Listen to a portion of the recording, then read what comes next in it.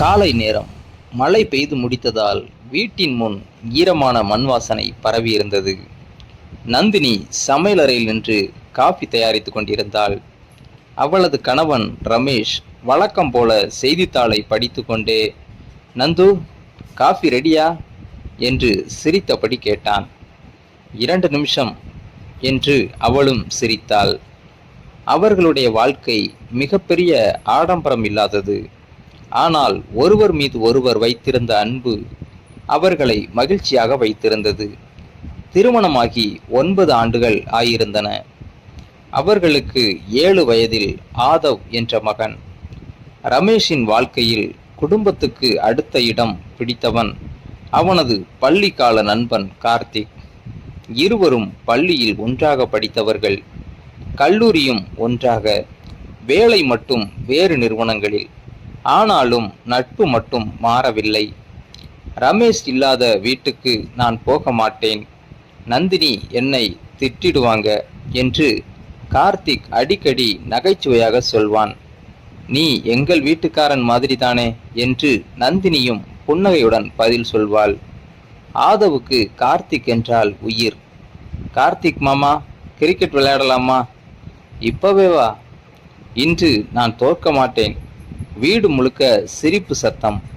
அந்த மகிழ்ச்சியை பார்த்து ரமேஷ் அடிக்கடி சொல்வான், "என் குடும்பத்துக்கு நீ இருக்கிறது எனக்கு பெரிய நிம்மதி." கார்த்திக் சிரித்தபடி, "நண்பனுக்காக இதக்கூட செய்யலன்னா நட்பு எதுக்கு?" என்று சொல்லிவிடுவான். ஆனால் வாழ்க்கை எல்லா நேரமும் ஒரே மாதிரி இருப்பதில்லை. ஒரு நாள் அலுவலகத்தில் இருந்த ரமேஷுக்கு திடீரென நெஞ்சுவலி ஏற்பட்டது. சக ஊழியர்கள் உடனடியாக மருத்துவமனைக்கு அழைத்துச் சென்றனர். அந்த செய்தியை கேட்ட நந்தினியின் கைகள் நடுங்கின. "எதுவும் ஆகாது, அவர் நல்லா இருப்பார்" என்று சொல்லிக்கொண்டே மருத்துவமனைக்கு ஓடினாள். அங்கே ஐசியூவின் வெளியே நின்றபோது அவளது கண்களில் கண்ணீர் மட்டும். அந்த நேரத்தில் முதலில் வந்தவன் கார்த்திக். "நந்தினி, தைரியமா இருங்க." அவன் ஒரு வார்த்தை கூட அதிகமா பேசவில்லை. ஆனால் மருத்துவரிடம் பேசியது அவன்தான். மருந்து வாங்கியதும் அவன்தான். ரமேஷின் பெற்றோருக்கு தகவல் சொன்னதும் அவன்தான். நந்தினிக்கு தண்ணீர் வாங்கி கொடுத்ததும் அவன்தான். இரவு முழுக்க மருத்துவமனை பெஞ்சில் தூங்காமல் உட்கார்ந்திருந்ததும் அவன்தான். சில நாட்களுக்கு பிறகு ரமேஷ் வீட்டிற்கு வந்தான். ஆனால் பழைய உடல்நிலை இல்லை. சிறிது நடந்தாலே மூச்சு வாங்கியது. வேலைக்கு போக முடியவில்லை. வருமானமும் குறைந்தது. மருத்துவ செலவு மட்டும் அதிகரித்தது. நந்தினி தனது நகைகளில் சிலவற்றை விற்றாள். அதை அறிந்த கார்த்திக் அமைதியாக மருத்துவமனையின் பில்லின் ஒரு பகுதியை செலுத்தினான். "ஏன் இதெல்லாம் செய்தாய்?" என்று ரமேஷ் கேட்டபோது, "நாளைக்கு நீ நன்றாகி எனக்கு திருப்பி கொடு, இப்போ அதை பற்றி யோசிக்காத" என்று சிரித்தான். மாதங்கள் கடந்து சென்றன. நோய் குறையாமல் அதிகரித்தது. மருத்துவமனை, வீடு, மீண்டும் மருத்துவமனை, இப்படியே வாழ்க்கை நகர்ந்தது. நந்தினி ஒவ்வொரு நாளும் கணவனின் அருகில் அமர்ந்து, "நீங்க சீக்கிரம் நல்லா ஆகணும், ஆதவ் உங்களோட கிரிக்கெட் விளையாடணும்னு தினமும் சொல்லிக்கிட்டே இருக்கான்" என்று கையை பிடித்து கொண்டே பேசுவாள். ரமேஷ் சிரிக்க முயற்சிப்பான். ஆனால் அந்த சிரிப்பில் வலி அதிகமாக இருந்தது. ஒரு மழையான இரவு. மருத்துவமனை அறையில் ரமேஷ் விழித்திருந்தான். கார்த்திக் மட்டும் அவன் அருகில் இருந்தான். நந்தினி சோர்வால் நாற்காலியிலேயே தூங்கிவிட்டாள். ரமேஷ் மெதுவாக கார்த்திக்கின் கையை பிடித்தான். "கார்த்திக், சொல்லுடா, எனக்கு பயமா இருக்கு. டாக்டர் நல்லா ஆகிடுவேன்னு சொன்னாரே." ரமேஷ் மெதுவாக தலையசைத்தான். "அது எனக்காக சொல்ற ஆறுதல்." சில நொடிகள் அமைதி. பிறகு, "ஒருவேளை நான் இல்லாம போயிட்டா?" அப்படியெல்லாம் பேசாத, கேள். கார்த்திக் அமைதியாக நின்றான். என் நந்தினியும் என் பையனும் யாரிடமும் கையேந்தக்கூடாது. அவனது குரல் நடுங்கியது. நீ எப்பவும் அவர்களோட இருக்கணும். கார்த்திக்கின் கண்கள் கலங்கின. உனக்கு எதுவும் ஆகாது, வாக்கு கொடு. கார்த்திக் மெதுவாக அவன் கையை இறுக்கமாக பிடித்தான். நான் உயிரோடு இருக்கும் வரை உன் குடும்பத்தை என் குடும்பம் மாதிரி பார்த்துக்குவேன்.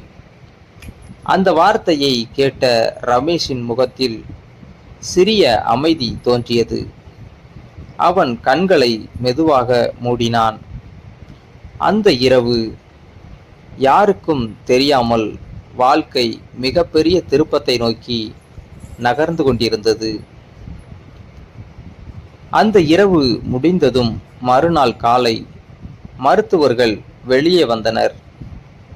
நந்தினி பதற்றமாக எழுந்தாள். டாக்டர், அவர் எப்படி இருக்கார்? மருத்துவர் சில நொடிகள் அமைதியாக நின்றனர். எங்களால் முடிந்தவரை முயற்சி செய்தோம். ஆனால் அந்த ஒரு வார்த்தை போதும். நந்தினியின் உலகமே நின்றுவிட்டது. இல்லை, இது உண்மையா இருக்க முடியாது என்று கதறி அழுதாள். ஆதவ் எதுவும் புரியாமல் அம்மாவை மட்டும் பார்த்து கொண்டிருந்தான். அம்மா, அப்பா எங்கே? அந்த கேள்விக்கு யாராலும் பதில் சொல்ல முடியவில்லை. கார்த்திக் தன்னுடைய கண்ணீரை அடக்கி கொண்டு அனைத்து இறுதி சடங்குகளையும் அமைதியாக செய்தான். ரமேஷின் பெற்றோரையும் நந்தினியையும் சிறுவன் ஆதவையும் கவனித்து கொண்டான். நாட்கள் வாரங்களாக மாறின. வாரங்கள் மாதங்களாக மாறின. வீட்டில் இருந்த சிரிப்பு காணாமல் போய்விட்டது. நந்தினி பேசுவதோ குறைந்தது. ரமேஷின் புகைப்படத்திற்கு முன் தினமும் விளக்கு ஏற்றி அமைதியாக அமர்ந்திருப்பாள். ஆதவ் பள்ளியில் இருந்து வந்ததும், அம்மா, அப்பா எப்போ திரும்பி வருவார் என்று கேட்பான். ஒவ்வொரு முறையும் நந்தினியின் கண்கள் கண்ணீரால் நிரம்பிவிடும். கார்த்திக் தனது வாக்குறுதியை மறக்கவில்லை. ஆனால் ஒரு எல்லையை கடக்கவும் இல்லை. தேவைப்படும் நேரத்தில் மட்டும் வந்தான். வீட்டில் ஏதேனும் பழுது இருந்தால் சரி செய்தான். ஆதவின் பள்ளி கட்டணத்தை நேரத்தில் செலுத்த உதவினான். நந்தினிக்கு வேலை தேடித் தந்தான். ஆனால் ஒரு நாளும் தேவையில்லாமல் வீட்டில் நீண்ட நேரம் தங்கவில்லை. ஊர் பேசக்கூடாது என்ற மரியாதையை அவன் காத்தான். அதுவே நந்தினியின் மனதில் அவனை பற்றிய மரியாதையை இன்னும் அதிகப்படுத்தியது. 1 வருடம் கடந்தது. நந்தினி அருகிலுள்ள பள்ளியில் ஆசிரியையாக வேலைக்கு சேர்ந்தாள். முதல் சம்பளம் வாங்கிய நாளில் நேராக கோவிலுக்கு சென்றாள். அதன் பிறகு ரமேஷின் புகைப்படம் முன் அந்த சம்பளத்தை வைத்து, நான் மீண்டும் நின்றிருக்கிறேன், உன்னால்தான் என்று கண்ணீர் விட்டாள். அப்போது கதவை தட்டும் சத்தம். வாசலை திறந்தாள். கார்த்திக். வாழ்த்துக்கள், முதல் சம்பளம் வாங்கிட்டீங்களாமே. அவன் ஒரு சிறிய இனிப்பு பெட்டியை நீட்டினான். இவ்வளவு நினைவில் வைத்திருக்கிறீர்களா? உங்கள் வெற்றி எங்களுக்கு எல்லோருக்கும் சந்தோஷம்தானே? அந்த வார்த்தை நந்தினியின் மனதை தொட்டது. காலம் மெதுவாக ஓடியது. ஆதவ் இப்போது கார்த்திக்கிடம் எல்லாவற்றையும் பகிர ஆரம்பித்தான். ஒரு நாள் பள்ளியில் நடைபெற்ற விளையாட்டு போட்டிக்கு எல்லா குழந்தைகளின் அப்பாக்களும் வந்திருந்தார்கள். ஆதவ் மட்டும் அமைதியாக ஒரு மூலையில் நின்றிருந்தான். அதை பார்த்த கார்த்திக், நான் உன்னோட வரலாமா என்று கேட்டான். ஆதவின் முகம் மலர்ந்தது. அன்று முழு நேரமும் அவனுடன் இருந்தான். போட்டி முடிந்ததும் ஆதவ் ஓடி வந்து கார்த்திக்கை அணைத்து கொண்டான். நன்றி மாமா. அந்த காட்சியை தூரத்தில் நின்று பார்த்த நந்தினியின் கண்கள் மீண்டும் நனைந்தன. சில மாதங்கள் கழித்து ரமேஷின் அம்மா நந்தினியிடம் மெதுவாக கேட்டார். மகளே, ஒரு விஷயம் கேட்கலாமா? சொல்லுங்கம்மா. நீ வாழ்க்கை முழுக்க இப்படியே தனியா இருக்கணும்னு நினைக்கிறியா? நந்தினி அமைதியாக இருந்தாள். என்னம்மா சொல்றீங்க? கார்த்திக் நல்ல பையன்.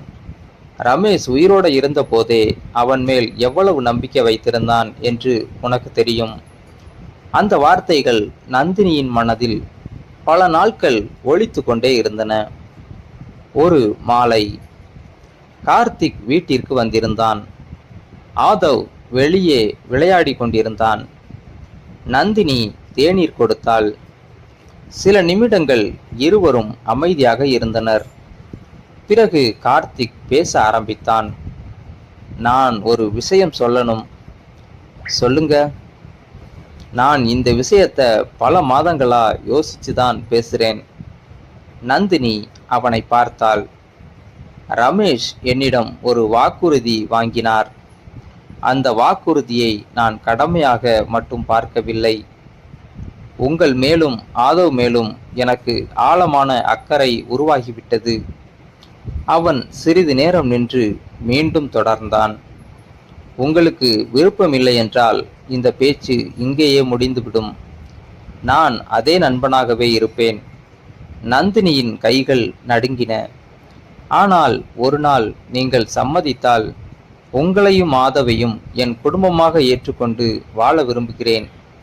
அந்த வார்த்தைகளில் அவசரம் இல்லை, கட்டாயமும் இல்லை. அன்பும் மரியாதையும் மட்டும் இருந்தது. நந்தினியின் கண்களில் கண்ணீர் வழிந்தது. அவள் மெதுவாக சொன்னாள், இந்த முடிவு ரமேஷை மறப்பதற்காக இருக்கக்கூடாது. கார்த்திக் உடனே பதிலளித்தான், அவரை யாராலும் மாற்ற முடியாது. அவர் நினைவோடு, அவர் ஆசீர்வாதத்தோடு தான் புதிய வாழ்க்கையை ஆரம்பிக்க வேண்டும் என்று நான் நினைக்கிறேன். அந்த பதிலை கேட்ட நந்தினி அமைதியாக தலையசைத்தாள். அவளது மனதில் முதல் முறையாக துயரத்திற்கு பிறகு ஒரு புதிய நம்பிக்கை மெதுவாக மலரத் தொடங்கியது. குடும்பத்தின் சம்மதத்துடன் எளிமையான முறையில் திருமணம் நடைபெற்றது. திருமணத்திற்கு பிறகு கார்த்திக் ரமேஷின் புகைப்படத்தை வீட்டின் முக்கிய இடத்தில் வைத்தான். இந்த வீட்டின் ஒரு பகுதியாக அவர் எப்போதும் இருப்பார் என்றான். அந்த செயல் நந்தினியின் கண்களில் கண்ணீரை வரவழைத்தது. மெல்ல அவர்களின் வாழ்க்கையில் புதிய மகிழ்ச்சி மலர்ந்தது. காதல் என்பது சில நேரங்களில் முதல் பார்வையில் பிறப்பதல்ல. துயரமான காலங்களில் அருகில் நின்று நம்பிக்கையை மீண்டும் உருவாக்கும் ஒருவரிடம் மெதுவாக மலரக்கூடிய உணர்வாகவும் இருக்கலாம். இந்த ஸ்டோரி உங்களுக்கு பிடிச்சிருந்தா லைக் பண்ணுங்க, ஷேர் பண்ணுங்க, கமெண்ட் பண்ணுங்க. நம்ம சேனலை சப்ஸ்கிரைப் பண்ணாதவங்க சப்ஸ்கிரைப் பண்ணுங்க.